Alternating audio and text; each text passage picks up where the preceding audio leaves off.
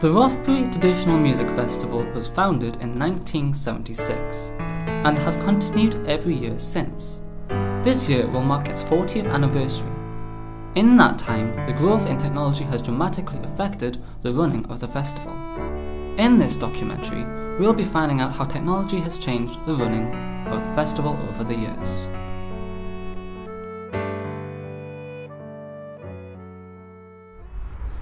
I'm here in Rothbury today to talk to some people about the music festival.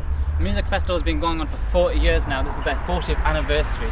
So we're going to ask some people about how technology has reformed around that, what technology was like then and what technology is like now. In view of the festival, the way it's organised, it's brilliant now, because way back when it started you would have to send letters or ring people. Now you can email people, you can look on the internet to see if they're going to be touring in the area to book them, so that's made a massive difference. As a personal business we can use the internet and take online, but we can't do that unfortunately for the Rothbury Music Festival at the moment.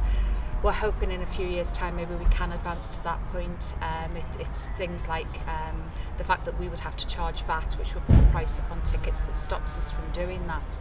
But it's certainly something that we will be looking at doing in the future. Music festival itself, when the festival first started, it was basically done by word of mouth, very little advertising at all, whereas nowadays we've got social media, we've got Twitter, Facebook.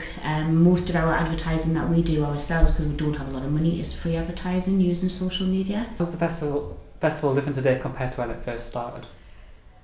I think, I know, without any disrespect to those who started it, I think it's a little bit more organised now. I think years ago you had less people who relied on music as a business.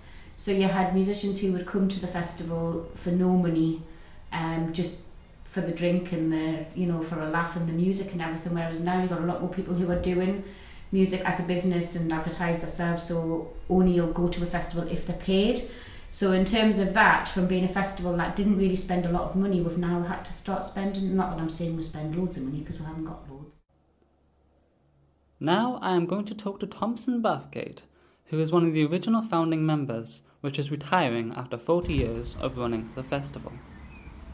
From the outset we had little or no money. Grants weren't available in those days. We had to raise the funds ourselves or get people to come and play and entertain for nothing. It will always be a local festival, or do you think it will branch out? I would like to think it remains as a local festival.